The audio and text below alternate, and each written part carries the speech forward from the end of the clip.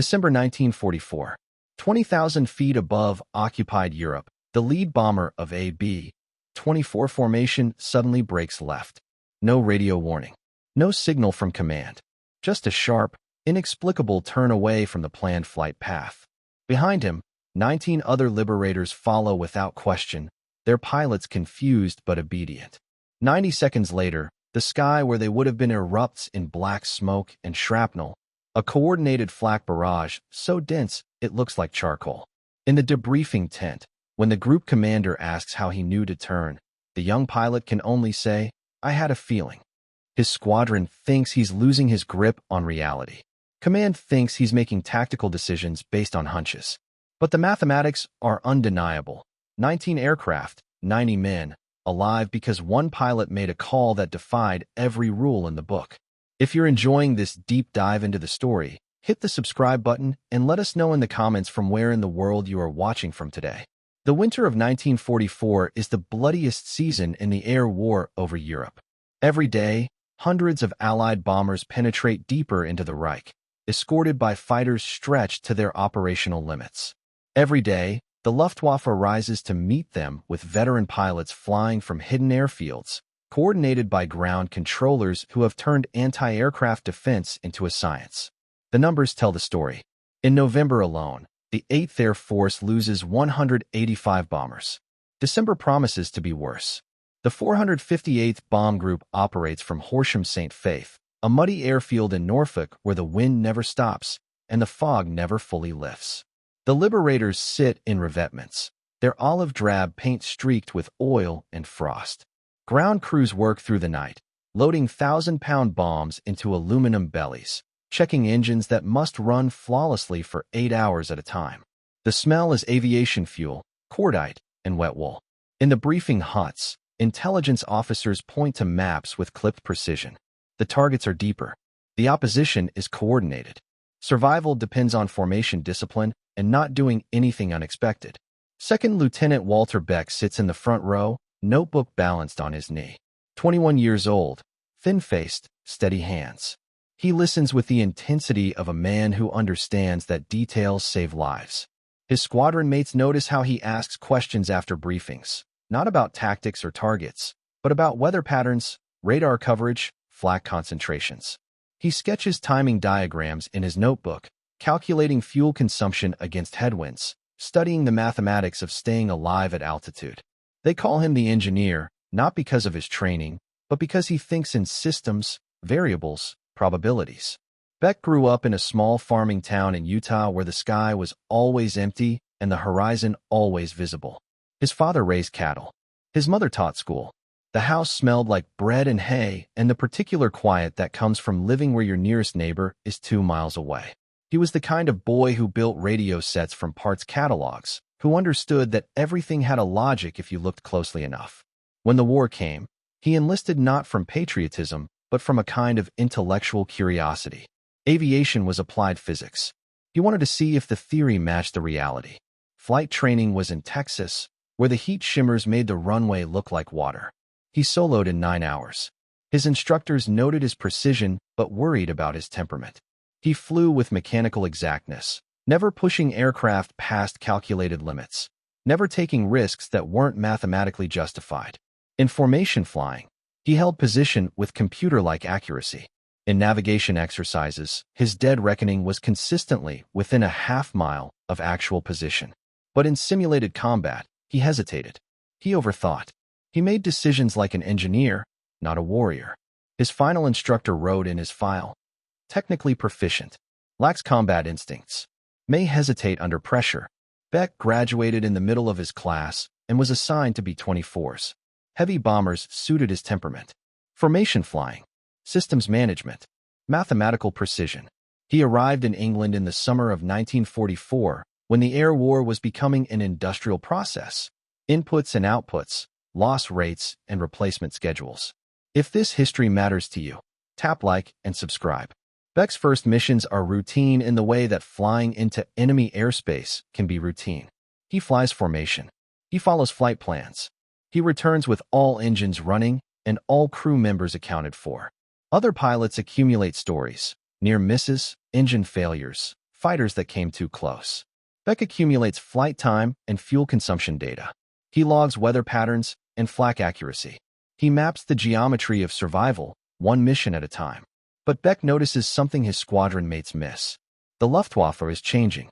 German pilots are no longer engaging in individual dogfights. They're operating as coordinated units, guided by ground control that tracks every Allied formation from takeoff to landing. More significantly, flak concentrations are becoming predictable. The Germans are learning Allied flight patterns, anticipating routes, prepositioning anti-aircraft batteries along corridors where bombers historically fly. In his notebook, Beck sketches what he calls probability matrices.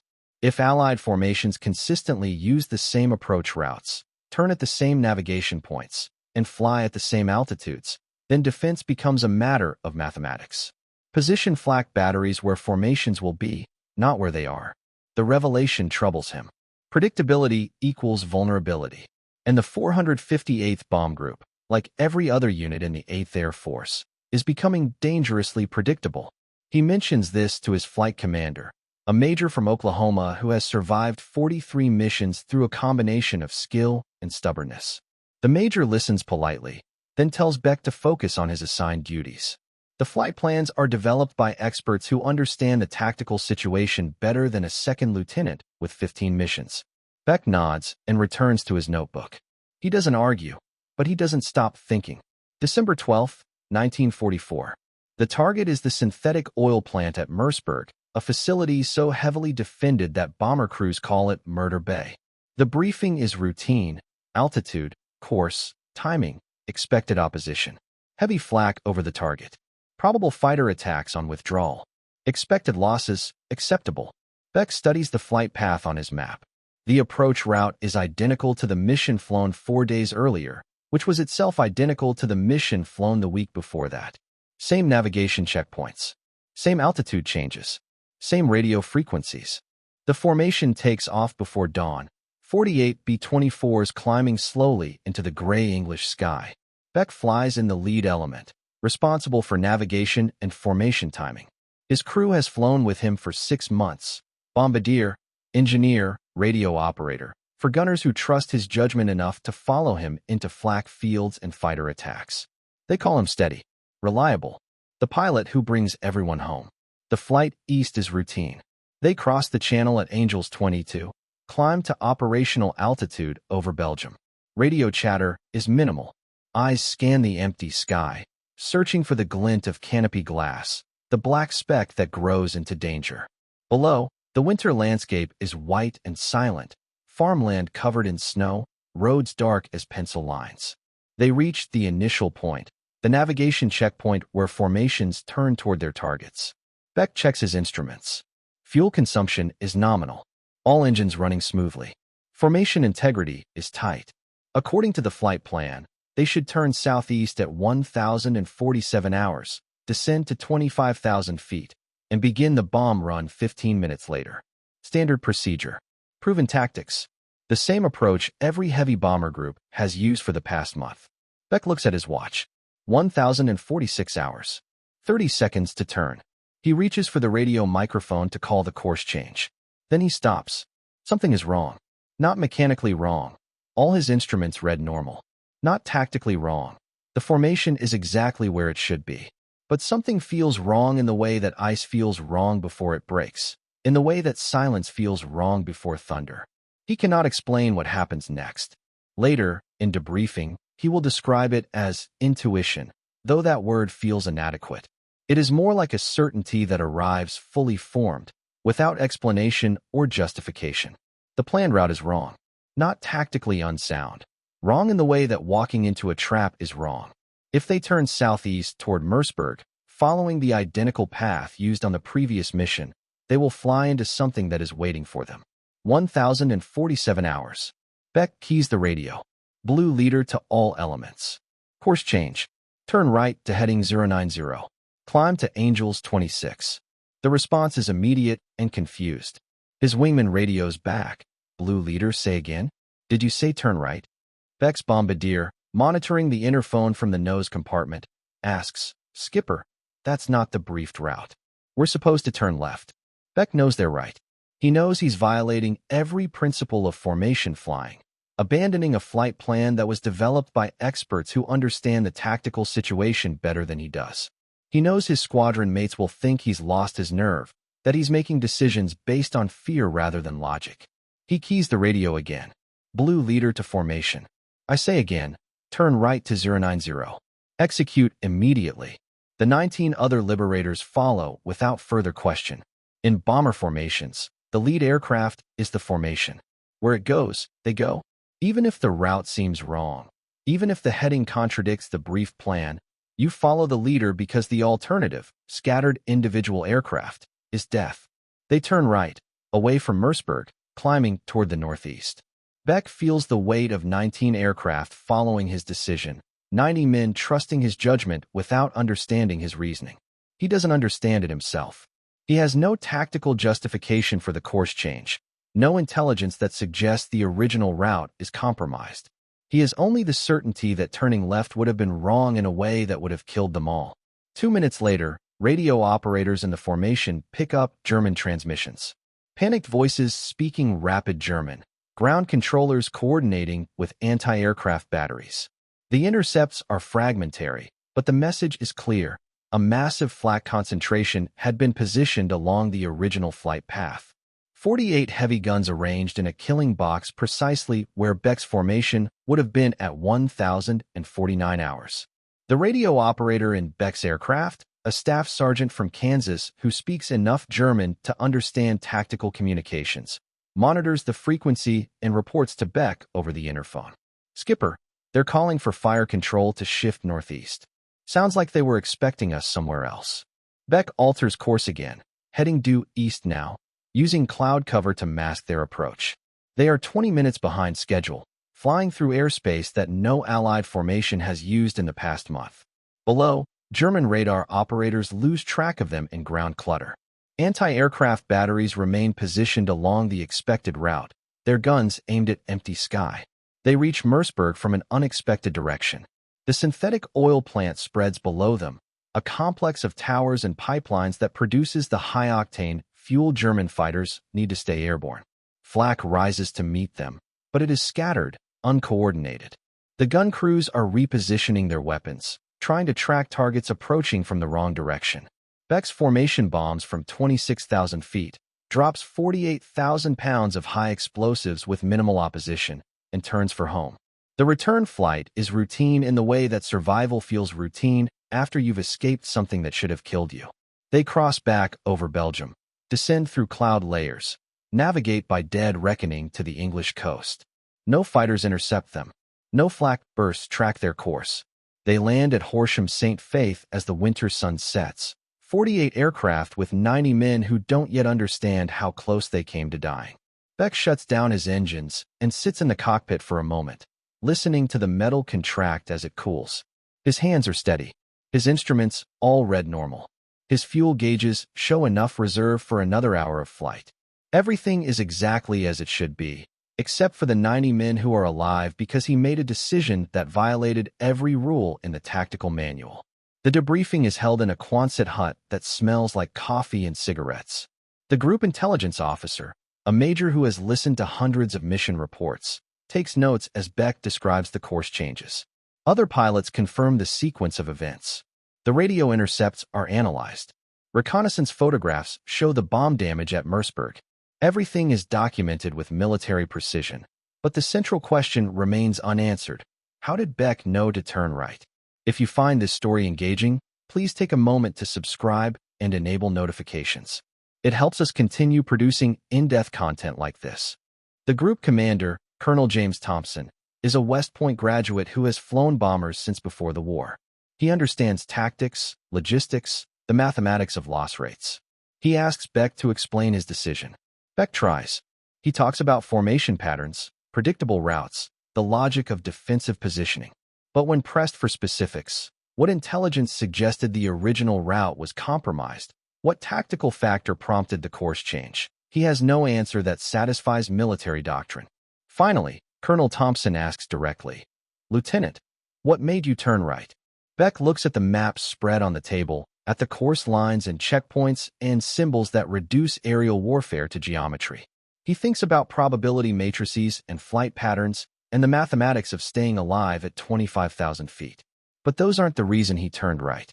The reason is something he can't quantify or explain in terms that make sense in a military briefing. "Sir," he says finally, "I had a feeling we shouldn't turn left." The room goes quiet. Fighter pilots might make split-second decisions based on instinct, but bomber crews rely on procedures, checklists, predetermined responses to tactical situations. Formation leaders don't change course based on feelings. They follow flight plans developed by experts who analyze intelligence, study enemy capabilities, calculate optimum routes to minimize exposure to threats. Colonel Thompson studies Beck for a long moment. Then he says, "Your feelings saved 90 men, Lieutenant. From now on, if you have feelings about route changes, I want to hear about them." Beck nods, but he doesn't explain that the feeling wasn't mystical or supernatural. It was pattern recognition operating below the level of conscious thought, the accumulated weight of 43 missions synthesizing into an intuitive understanding of how the enemy thinks. German tactical doctrine was becoming predictable. Allied flight patterns were becoming predictable. Predictability creates opportunity for those who understand the patterns. Beck understood. The story spreads through the 458th Bomb Group with the speed that significant events always spread in military units. The pilot who turned right when the flight plan said turn left. The formation leader who violated doctrine and saved 90 men. Some pilots call it genius. Others call it luck. A few call it something approaching prescience, though they don't use that word because it sounds unscientific. Beck doesn't encourage the stories, but he doesn't discourage them either. He files his mission reports with the same precision he always has. He studies weather patterns and fuel consumption rates. He sketches probability matrices in his notebook. But now, other pilots pay attention when he asks questions during briefings. Flight commanders listen when he suggests minor course alterations. The engineer has become someone whose opinion matters, not because of his rank or his experience, but because he made one decision that proved the value of thinking differently. 3 weeks later, on January 3, 1945, Beck leads another formation to Merseburg. The briefed route is different this time. Intelligence has learned that German flak batteries are repositioning to counter Allied flight patterns. But as they approach the initial point, Beck feels the same certainty that marked his December mission. The route is wrong, not tactically unsound. Wrong in the way that walking into an ambush is wrong. This time, he doesn't hesitate. He alters course without radio consultation, leading the formation northwest through a gap in radar coverage that no Allied formation has used since November. They bomb the target from an unexpected approach angle, encounter minimal opposition, and return to base with all aircraft intact. In debriefing, reconnaissance confirms that massive flak concentrations had been positioned along the briefed route. Again, by February, Beck's tactical innovations are being studied at 8th Air Force Headquarters. His mission reports describe a systematic approach to unpredictability, varying altitudes, altering timing, using weather patterns to mask approach routes. The mathematics are compelling. Formations using Beck's methods suffer 37% fewer losses than formations following standard procedures. The sample size is small, but the statistical significance is undeniable. A brigadier general from operations visits Horsham St. Faith to interview Beck personally. He asks about pattern analysis, enemy behavior prediction, the methodology behind what others are calling intuitive navigation. Beck tries to explain, but the concepts resist military terminology. It isn't intuition, exactly. It's systems thinking applied to aerial warfare. Understanding that German defensive doctrine is as logical and predictable as American offensive doctrine, and that predictability creates vulnerability for both sides. The general asks if Beck's methods can be taught. Beck says yes, probably, but not through classroom instruction. Pattern recognition develops through experience, through the accumulated weight of observations that eventually synthesizes into understanding. You learn to see what the enemy expects you to do, then you do something else. The conversation leads to a transfer. In March 1945, Beck is reassigned to the 8th Air Force Training Command, where he spends his final months of the war teaching navigation to replacement crews. He doesn't fly combat missions anymore. Instead, He teaches young pilots to think like enemies, to recognize their own patterns, to understand that survival depends on being unpredictable in predictable ways. His students call him the professor, though he holds the rank of first lieutenant now. He teaches navigation, but his real subject is tactical thinking, how to analyze enemy behavior, how to recognize patterns, how to make decisions that violate doctrine when doctrine becomes predictable. Some students understand immediately. Others never grasp the concepts. The difference, Beck believes, is not intelligence but temperament. Some people naturally think in systems. Others think in procedures. The war ends in May 1945. Beck completes his service obligation and returns to Utah, where he enrolls at the University of Utah to study engineering. He marries a girl he met before the war, who notices that he sometimes stares at empty sky with an expression she can't interpret. They have 3 children. He works for the State Highway Department, designing bridges and calculating load tolerances. He applies the same systematic thinking to civilian engineering that he applied to aerial warfare, understanding systems, recognizing patterns, solving problems through methodical analysis. He rarely speaks about the war.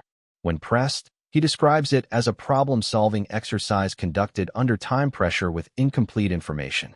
The human cost, the men who didn't return, the aircraft that fell burning from winter skies, is a variable in his equations, but not one he dwells on. Mathematics doesn't prevent loss. It only optimizes survival rates for those who understand how to use it. In 1963, a researcher from the Air Force Historical Foundation contacts Beck while writing a study of tactical innovation in bomber operations.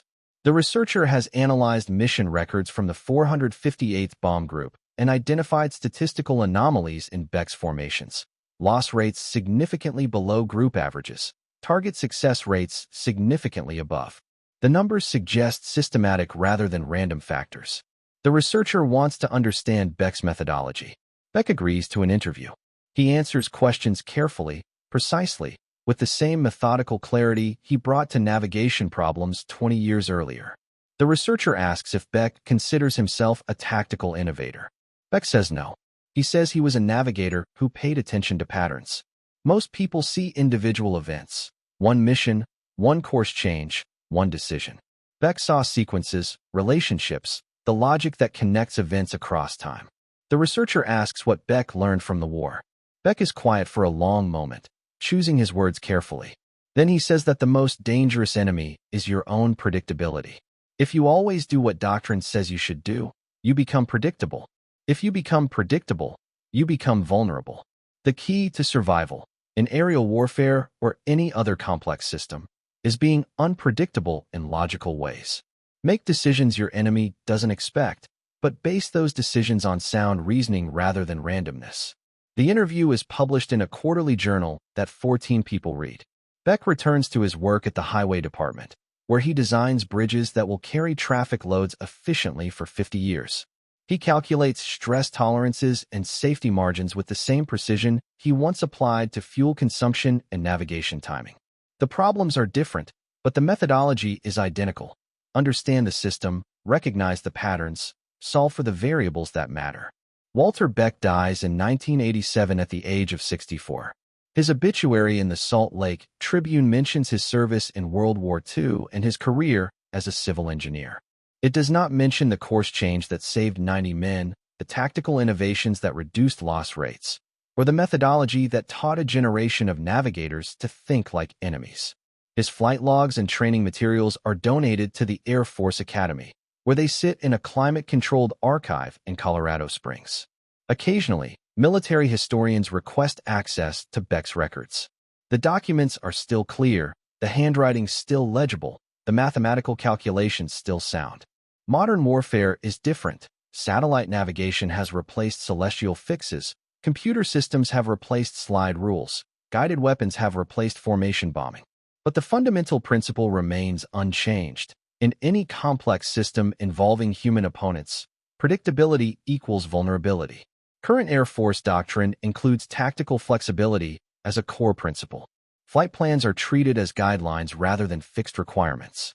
Mission commanders are authorized to alter routes based on real-time assessment of threat conditions. The specific language varies, But the concept Beck developed over the winter of 1944, that survival depends on being systematically unpredictable, is now foundational to American aerial warfare doctrine. The instructors who teach these concepts at the Air Force Academy occasionally mention Beck's name, though most don't know the details of his story. They know that tactical flexibility became formal doctrine sometime in the late 1940s, based on lessons learned during World War II bomber operations. They teach the principles Beck developed: pattern recognition, enemy behavior analysis, the mathematics of unpredictability. But they don't always know about the quiet engineer from Utah who turned right when doctrine said turn left, or the 90 men who lived because one pilot understood that the most dangerous trap is the one you set for yourself. Beck himself would have been satisfied with that anonymity. He didn't change the war through grand gestures or heroic sacrifice. He changed it through careful observation, logical analysis, and the willingness to act on conclusions that others couldn't see. His squadron thought he was losing his grip on reality when he made decisions based on intuition rather than doctrine. They were wrong about the intuition. Beck's decisions were always logical, just based on variables that weren't included in standard tactical calculations. The mathematics proved him right. 19 aircraft, 90 men, alive because someone understood that patterns create vulnerability, and vulnerability creates opportunity for those patient enough to recognize it. In a war where survival often depended on following procedures, Beck survived by understanding when procedures become patterns and patterns become traps. His legacy isn't fame or recognition. It's a principle embedded in military doctrine, a way of thinking that helps pilots navigate complex systems under pressure. Some innovations change the world dramatically. Others change it quietly, one decision at a time. One course correction that saves 90 lives and teaches future generations that the deadliest enemy is the one you become to yourself through predictable behavior. The winter sky over Europe doesn't remember the formations that crossed it in 1944 or the men who made split-second decisions at 25,000 feet. But the principles they discovered, about patterns and predictability, about survival and systematic thinking, endure in the doctrine that guides military aviators today. Sometimes the most important victories are the ones that prevent defeats that never happen, and sometimes the greatest heroism is the quiet courage to trust your own analysis when everyone else thinks you're wrong. Walter Beck turned right when logic said turn left. 90 men lived. The war continued. And somewhere in the mathematics of survival, a principle was born that still saves lives today. In any system involving human opponents, the most dangerous decision is the predictable one. Thank you for watching. For more detailed historical breakdowns, check out the other videos on your screen now and don't forget to subscribe.